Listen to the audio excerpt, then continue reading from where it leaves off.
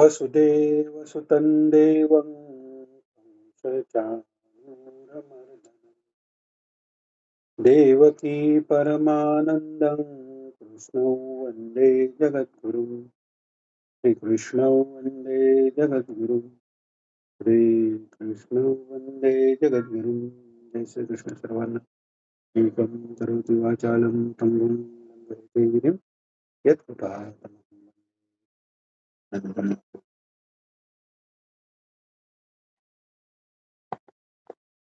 मागील ज्ञानेश्वरी अध्ययन कक्षेत आपण ज्ञानेश्वरी अध्याय पहिला श्लोक ओवी 38 पर्यंत आलो होतो.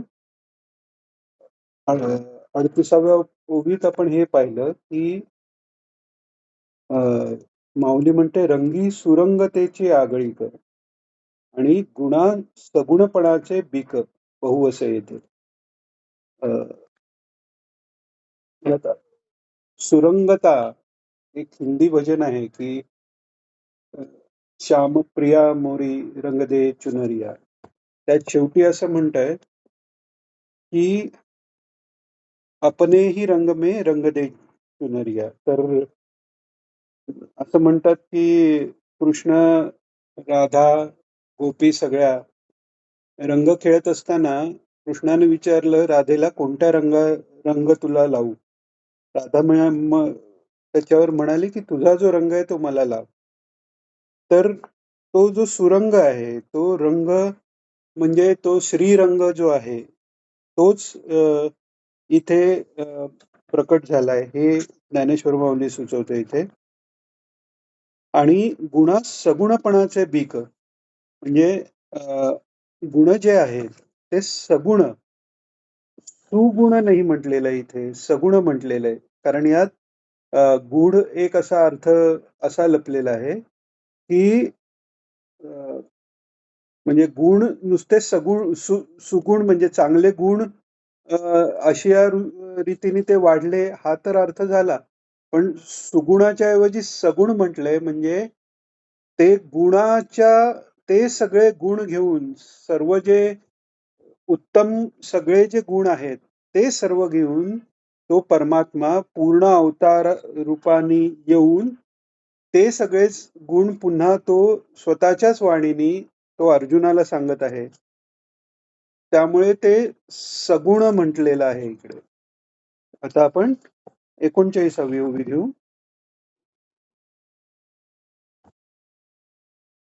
भानुतेजे धवळिले जैसे त्रैलोक्य दिसे उजळिले तैसे व्यासमती कवळिले मिरवे विश्व.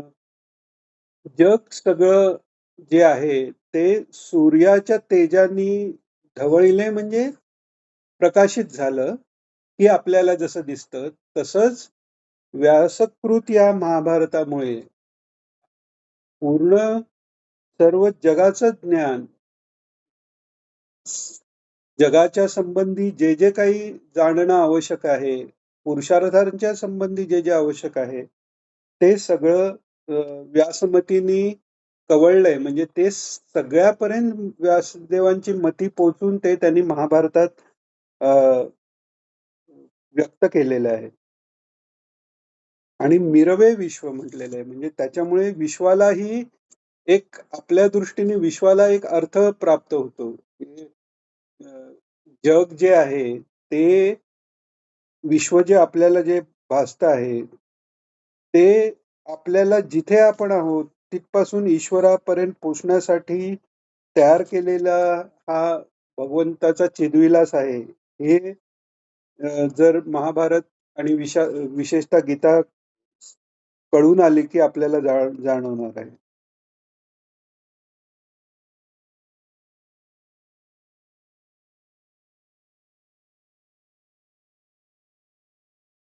आता 40वी ओवी.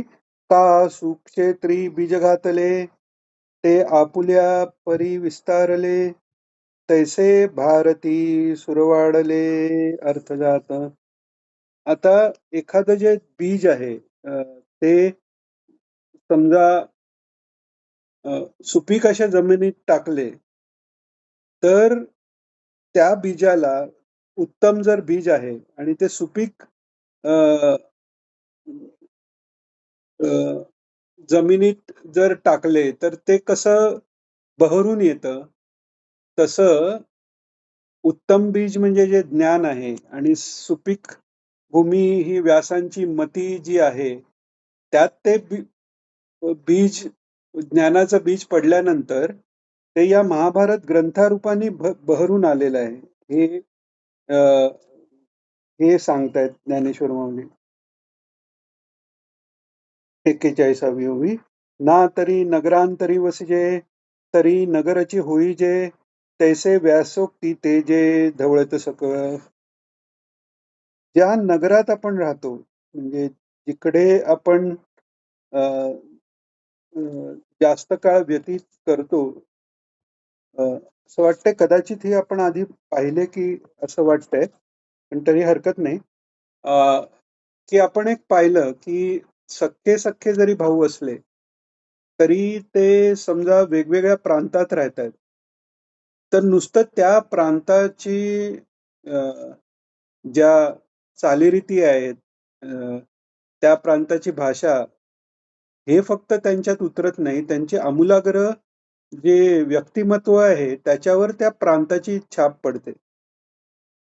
हे जसं होतं, तसं महाभारत जो वाचतो, त्या महाभारत रूपी हा प्रांत जर धरला, तर त्याच्यात जो राहतो म्हणजे व्यासोक्तीच्या मध्ये जो तल्लीन राहतो, तो त्या व्यासोक्तीमधलं जे काही ज्ञान आहे, जे काही भक्ती आहे, योग आहे, पुरुषार्थ आहे, ते त्याच्यात आपोआप उतरतात.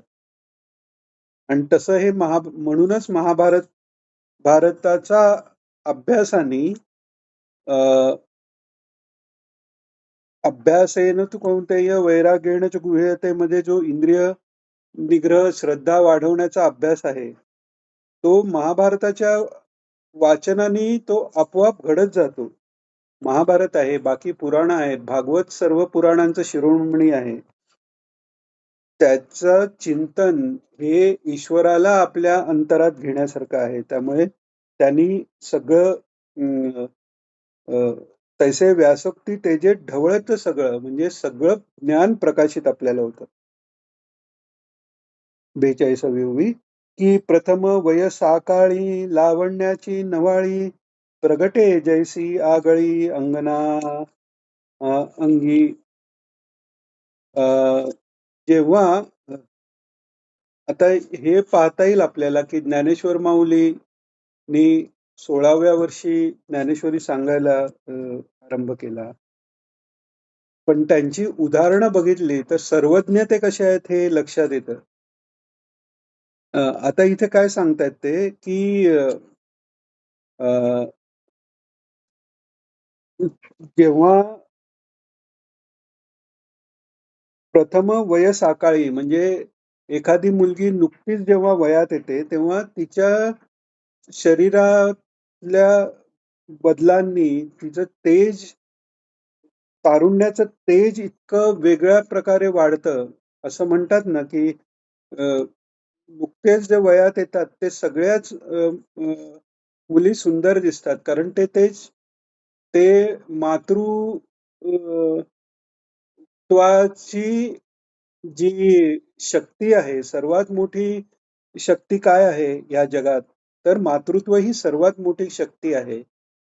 एखादा जीव उत्पन्न करायचा, त्याचं पालन-पोषण करायचं, हे ब्रह्मा, विष्णू या दोघांचंही काम, म्हणजे साक्षात भगवंताचं काम.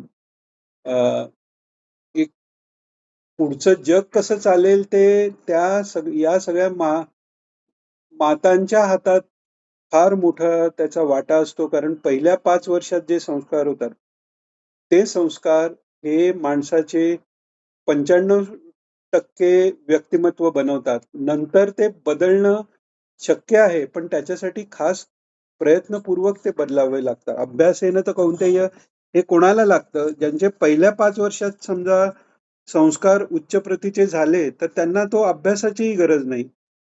दत्त महात्म्यात वासुदेवानंद सरस्वती स्वामी महाराजांनी मदालसा आणि तिचे 4 पुत्र यांचं उदाहरण दिलेलं आहे, की मदालसा ही स्वतः ज्ञानी आहे. ब्रह्मज्ञानी अशी ती आहे आणि तिला जेव्हा पुत्र होतो, राजाची राणी आहे ती, पण पुत्र झाल्या-झाल्या तू कोण आहेस हे लक्षात घे. हे शरीर तू आहेस का? हे शरीर तू नाहीस. उगाच तू रडतोयस का या भ्रमात पडून? स्वतःला ओळखून घे. असा आत्मा स्वरूपाचा, आत्मज्ञानाचा उपदेश ती करून तिची मुलं 3 मुलांना ती तिथल्या तिथे मुक्त करते. मग चौथ्या अलर्काच्या वेळी राजाच्या इच्छे आणि विनंतीनुसार ते थोडंसं ते थांबवून त्याला तो धर्माचा वगैरे उपदेश करते. पण ती त्याच्या ज्येष्ठ बंधूला सांगून ठेवते, की अ, त्याला वेळ आली, की त्याला ज्ञानासाठी मदत कर. सांगायची गोष्ट अशी, की मातृत्वासाठी जे शरीरात बदल आहेत, ते व्हायला सुरुवात होते म्हणजे तेव्हा साक्षात जगदंबा या देवी सर्वभूतेषु मातृरूपेण संस्थिता नमस्तस्ये नमस्तस्ये नमस्तस्ये नमो नमः.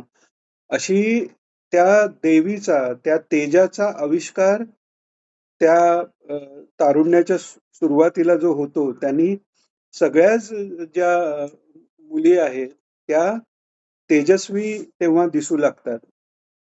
तसंच हे आहे, की व्यासांच्या उक्तीचा जो अ, अभ्यास करतो, वाचन करेल, पठण करेल, दुसऱ्यांना सांगेल, त्याच्यात ते ज्ञान, ते तेज आपोआप प्रकट होणार आहे.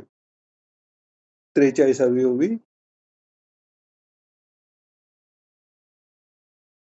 ना तरी उद्यानी माधवी घडे, तेथ वनशोभेची खाणी उघडे, आदिला पासोनी आपाडे जिया परी. जसं एखादं बाग आहे किंवा अ, एखादी अ, जिथे पूर्ण हिरवळ आणि झाडं भरपूर आहेत. अशा ठिकाणी वास्तविक सौंदर्य असतंच. पण वसंत ऋतूचं आगमन जेव्हा होतं, तेव्हा ते बहरून येतं. त्याप्रमाणे आपल्या सर्वांच्या अंतर्यामी तोच भगवान असल्यामुळे, आपलं मूळ स्वरूप आनंदरूप असल्यामुळे ते ज्ञान आत आहे. पण ते या व्यासोक्तीच्या निमित्ताने ते बहरून येतं.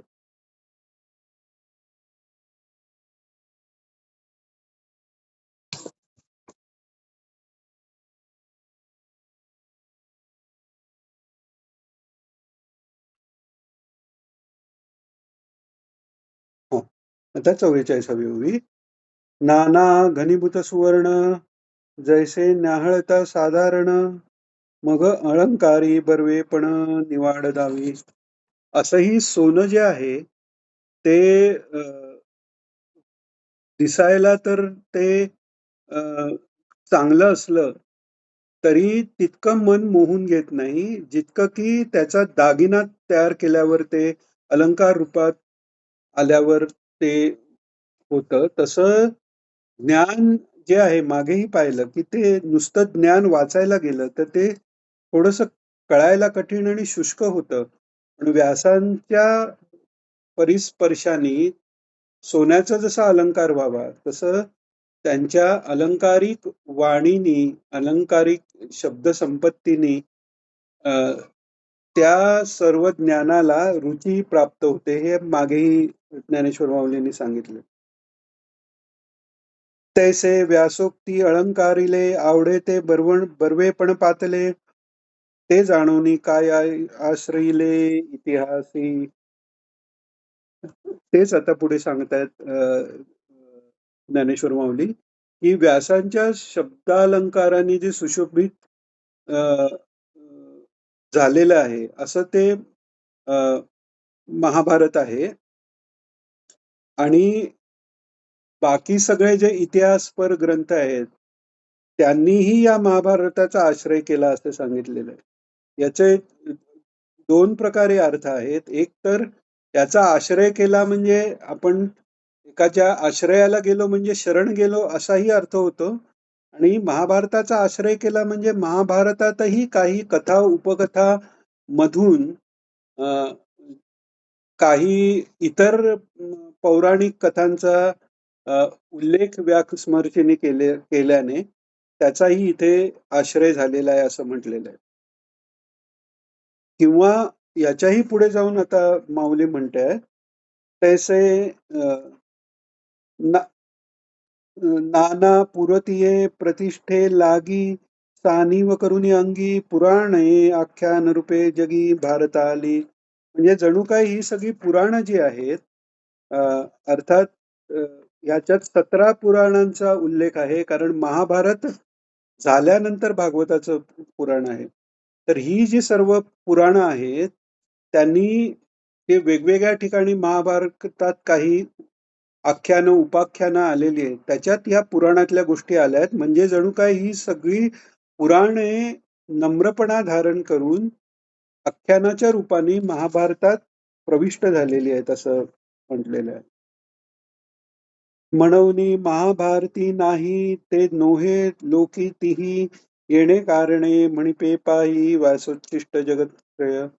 म्हणूनच व्यासांची ही प्रतिज्ञा आहे. जे महाभारतात आहे तेच सर्वत्र आहे आणि जे महाभारतात नाही ते कुठेही नाही. असं ते महाभारतात जे धर्म, अर्थ, काम, मोक्ष बद्दल दिलेले जे ज्ञान आहे त्याबद्दल व्यासांची उक्ती आहे आणि म्हणूनच माऊली म्हणतात, म्हणूनच व्यासोच्छिष्ट जगत सर्वम जे म्हणतात ते त्यामुळे आहे. कारण व्यासांनी जगातलं जे जे काय त्याच्याबद्दल सांगून ठेवलेलं आहे. म्हणजे ते त्यांच्या मुखावाटे बाहेर आल्यामुळे ते उच्छिष्ट असं त्याला म्हटलं गेलेलं आहे.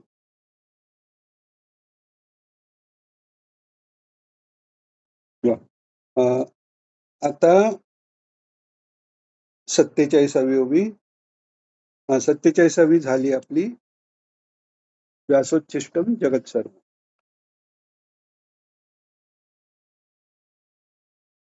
आता या बाबतीत गुढार्थ दीपिकेमध्ये एक गुढार्थ सांगितलेला आहे. तीही ओळ मी वाचून दाखवतो. सर्वज्ञ अशा भगवान व्यासांनी आपले विविध ज्ञान नैपुण्य महाभारतात ओतले व महाभारतातून वरूनच ते ज्ञान निरनिराळ्या शास्त्रकारांनी आपल्या शास्त्रातून सांगितले. असा हा महाभारत ग्रंथ सर्व शास्त्र समन्वित आहे असा भाव. आता 48वी ओवी. ऐसी जगी सुरस कथा जे जन्मभूमी परमार्था मुनी सांगे नृपनाथा जनमे जया. आता ही अशी जगात प्रसिद्ध अशी ही सुरस कथा जी आहे महाभारताची, ती जणू काय परमार्थाची जन्मभूमी आहे. म्हणजे त्या महाभारत कथेत परमार्थ उगम पावलाय असं सांगितलेलं आहे. म्हणजेच महाभारतात जर अ, अ, अभ्यास पूर्ण झाला, गीताही त्यातच आली आणि ते अनसूय म्हणजे असूया न ठेवता जर अभ्यास झाला, तर परमार्थाचा उदय आणि विकास होणार आहे हे जाणवून देत आहे. तर अशी ती कथा अ, ही वैशंपायनांनी राजा जन्मेजयाला सांगितली. जन्मेजयाने जेव्हा सर्पसत्र केलं, अ, परीक्षित राजाला ऋषीपुत्राच्या शापाने 7 दिवसांनी तुला तक्षकाचा दंश होऊन मृत्यू येईल सांगितलं. त्याप्रमाणे जेव्हा दंश होऊन त्याचा मृत्यू झाला, तेव्हा जन्मेजयाला राग आलेला आहे आणि सगळ्या सर्पांचा नाश करावा म्हणून त्यांनी सर्पसत्र आयोजित केलं. ते सर्पसत्र सगळे एक एक नाग पडायला लागले. तक्षकाची वेळ आली तेव्हा इंद्राने त्याला संरक्षण दिलं. तर इंद्राय स्वाहा असाही मंत्र तो म्हणायला सांगायला लागला. तेव्हा त्यांना थांबवण्यात आलं आणि व्यास महर्षींनी वैशंपायनांनी त्यांना सांगितलं की हे करू नकोस असं. तर ते झालं आणि तुझे जे पूर्वज आहेत, तुझे जे पणजोबा जे आहेत पांडव सगळे, त्यांची कीर्ती कशी आहे याबद्दल बोलण्यात आल्यावर त्यांनी त्यांचा सगळा इतिहास सांगायची अ, अ, विनंती केली, तेव्हा हे महाभारत सांगितलं गेलेलं आहे. 39वी ओवी. जे अद्वितीय उत्तम पवित्रैक निरुपम परम मंगळधाम अवधार्य. अशा प्रकारे महाभारत हे अद्वितीय आहे. याच्यासारखा कोणताही ग्रंथ नाही असं सांगतात. आणि अ, याच्या पवित्रैक म्हणजे हे एक इतकं पवित्र आहे, याच्यासारखं दुसरं काही नाही हे सांगतायत. आणि अर्थातच का का नाही होणार? वेदची उत्पत्ती ते ज्ञान जे आहे ते अ, सर्वव्यापी परमात्मा हेच ते ज्ञान त्या ऋषींच्या हृदयात प्रगट होऊन त्यांनी ते शब्दरूपात मांडलेलं आहे. पण इथे भगवान साक्षात पूर्ण अ, रूपानी 16 कलांनी अवतरित होऊन अर्जुनाला ते ज्ञान स्वतः सांगतायत. ते या महाभारतात आहे. तर त्यामुळे ह्याच्यासारखा दुसरा कोणताही ग्रंथ नाही हे ते सांगतायत.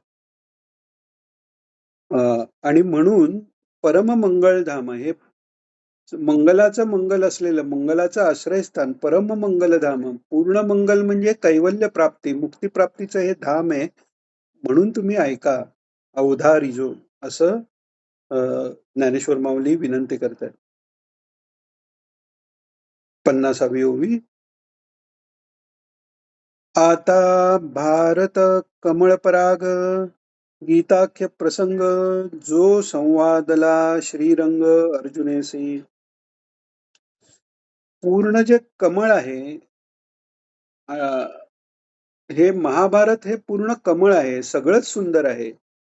पण त्याचं जे सार आहे, एखादा भ्रमर असतो, भ्रमर ह्या फुलावरून त्या फुलावरून जाऊन अ, मध गोळा करतो. पण कमळाच्या बाबतीत असं होतं म्हणतात, की ते पराग घेताना ते मध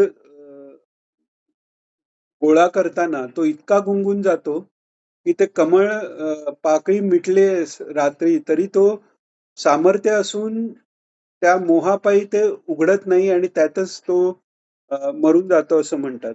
इतकं ते कमळाचं मध गोड आहे, त्या परागाची एवढी महती आहे. तसं ही गीता ही महाभारत रूपी कमळाचा परागकण आहे.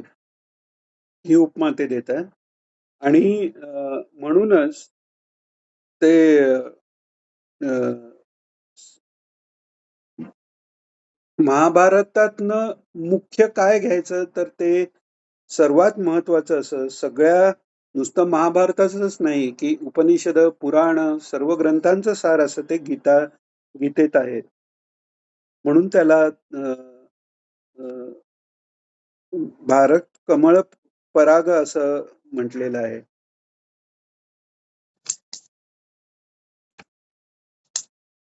51वी ओवी. ना तरी शब्द ब्रह्मादी मथिला व्यासबुद्धी निवळिले निरवधी नवनीत हे.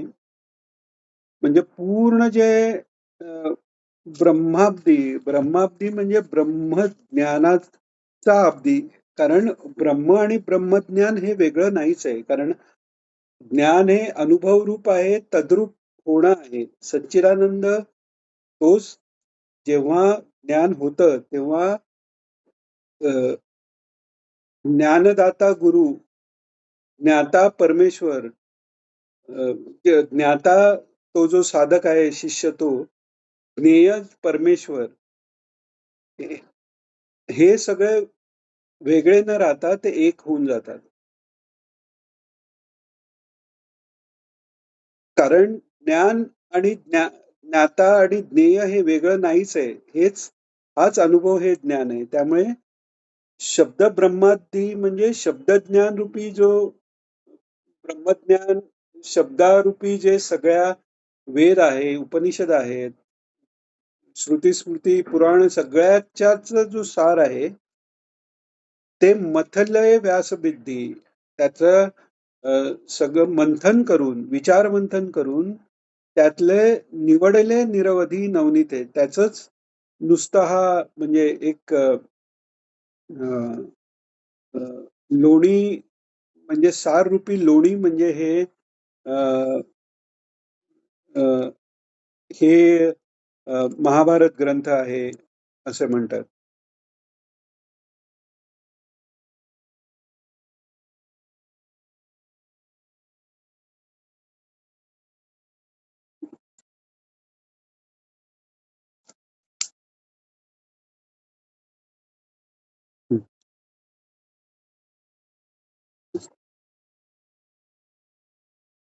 अ,